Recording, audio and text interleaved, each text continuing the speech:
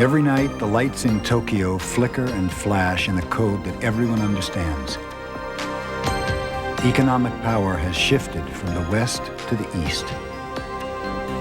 And Tokyo is the capital of a new Pacific age.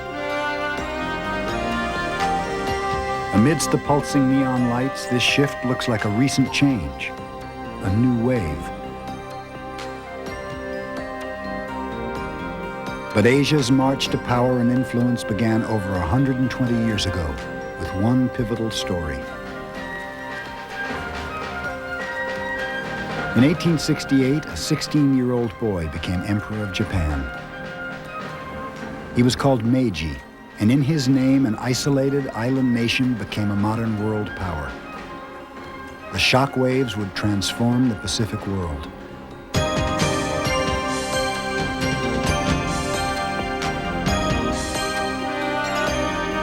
Asia's journey from the rice paddy to the microchip was born of fear. 1 century ago, Asia's choice was clear: modernize or be conquered by the Western powers.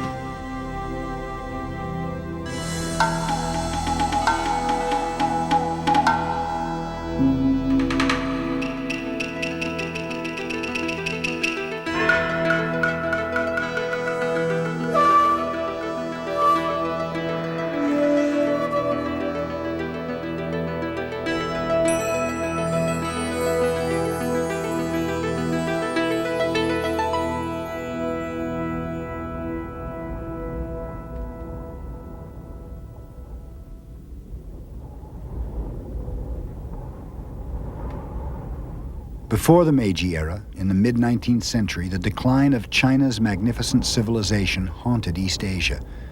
Consumed by famine and rebellion from within, China was also attacked from without by British gunboats, forcing open the country to Western trade. Scarcely noticed, except by a few Dutch traders, was a small string of islands called Japan.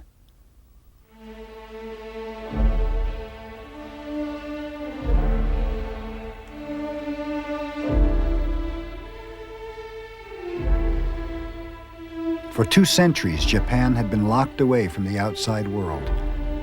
By 1615, after a century of civil war, the powerful Lord Tokugawa had defeated his enemies and declared himself shogun, ruler of all Japan.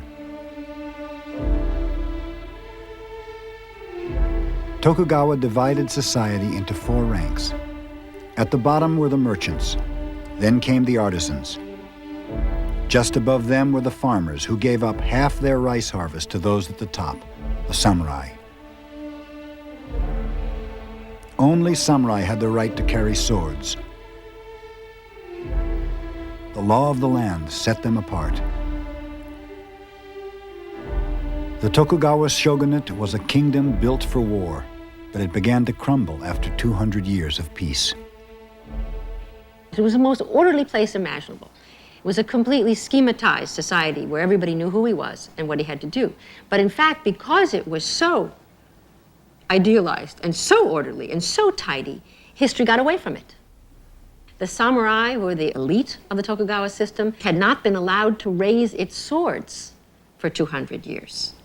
And in between had become civil servants, their swords rusting, propped up against their desks while they kept the accounts of their lords.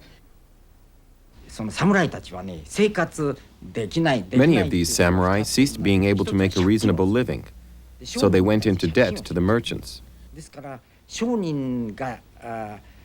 although the merchants were at the very bottom of the Confucian hierarchy, they began to have more and more power over the samurai who were in their debt. Merchants, once scorned under the Confucian hierarchy, became more powerful as Japan's barter economy gave way to a new money economy. The hustle of merchants turned the world of the samurai upside down. Japan was a society about to explode. The coming of the West struck the spark. In 1853, 4 American warships steamed up the bay at Uraga, near Edo. Commanded by Commodore Perry, the Americans had come to open up Japan, They wanted water and coal for their whaling ships and China trade. The Japanese were astounded at the power of Perry's vessels. They called them black ships for the ominous smoke that billowed from their coal engines. They sent a clear message. If the Japanese didn't open up their country, Perry would open it by force.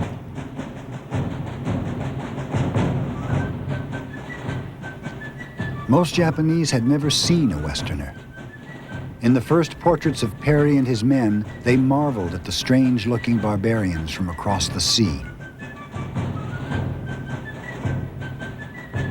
On shore, Perry showered his hosts with gifts, including a toy steam locomotive which the Japanese studied with fascination. The impact of Perry's visit was extraordinary. All those strange, huge black ships, the strange people, red-faced foreigners, it was as if they came from Mars. And of course, they brought machines with them. The Japanese had never seen technology like this toy train before. They were fascinated. The British, Russians, French, and Dutch quickly followed Perry into Japan. Overrun with strange foreigners, the Shogun government opened the Institute for the Investigation of Barbarian Books.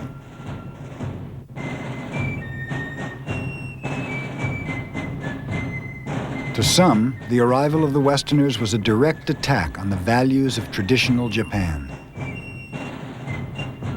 In southwestern Japan, the remote provinces of Satsuma and Choshu were centers of anti-Western thought.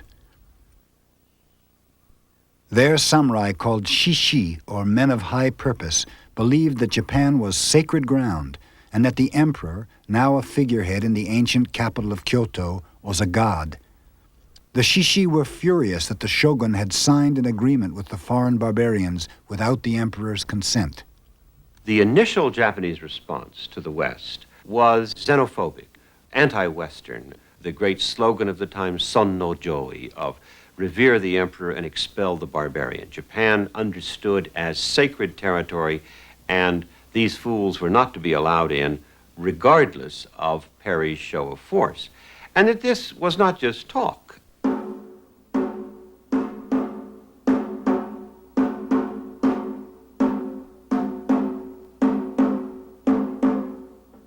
Shishi murdered prominent foreigners, a translator for the Americans, a British diplomat. Other shishi attacked Western ships. The response from the West was immediate and devastating. With modern cannon, they bombarded the home capitals of the shishi in Satsuma and Choshu.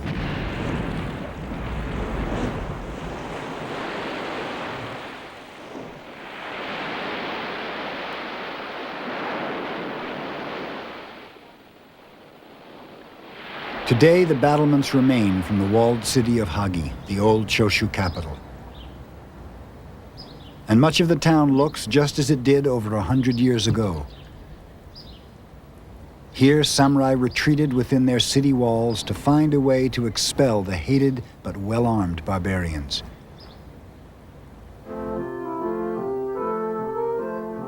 It's a story that lives on today in the lessons taught to Hagi school children. How a radical teacher from Choshu found a solution that would change forever the history of Japan, and how his young students went on to become the leaders of a new nation.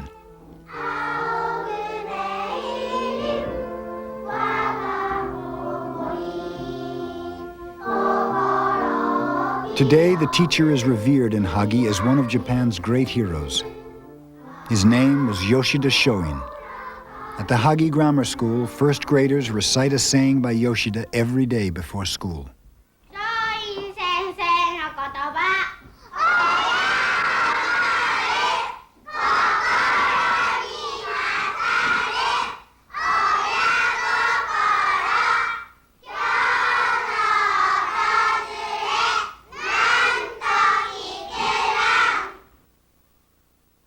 The Yoshida story is legendary.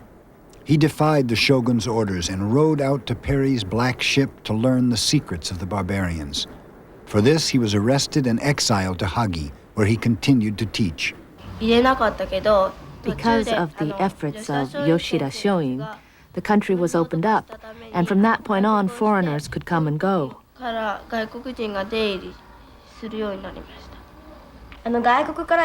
we have many things that we import from foreign countries, like bread and bananas and pineapples, and they're really delicious. And if we hadn't opened the country up, we'd still just be eating rice all the time. In this small schoolhouse, Yoshida conveyed his key lesson to many of the men who would govern Japan. To drive the barbarians from our shores, we must learn to use their guns. It was the beginning of a new idea and a new slogan: Japanese spirit, Western technology. Yoshida's ideas lived on in the mind of his student, Ito Hirobumi, who went on to become Japan's first prime minister. Yoshida had convinced Ito and others from Satsuma and Shoshu to travel abroad and learn the secrets of Western civilization. These people argued strenuously for reform before you try and confront the barbarians. If you try and confront the barbarians with samurai swords, they have cannon, they'll mow you down. The Japanese visits to the lands of the barbarians were strange, for both sides. American tabloids printed caricatures. A Japanese visitor wrote a poem. All is strange, appearance and language. I must be in dreamland.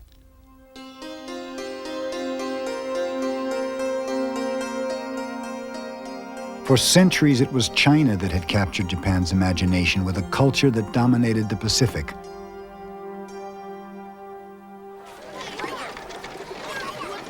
So the Japanese were shocked when they stopped in China on their way home from the West. By the 1860s, the largest port cities were dominated by the Western powers. In Shanghai, Chinese fawned over foreigners, and the large French, British, and American firms controlled most of the wealth. The humbling of mighty China propelled the Shishi into action. First, the Satsuma Choshu regions armed themselves, Western style. Then they joined forces to topple the shogun and take charge of Japan. By the 1860s, as America fought its own war between the states, Japan too was plunged into a state of civil war. Terrorists for and against the shogun conducted a campaign of assassinations, robbing the country of many of its most prominent leaders. In 1867, Saigo Takamori led an army of the Satsuma Choshu alliance and defeated the shogun's army near Kyoto.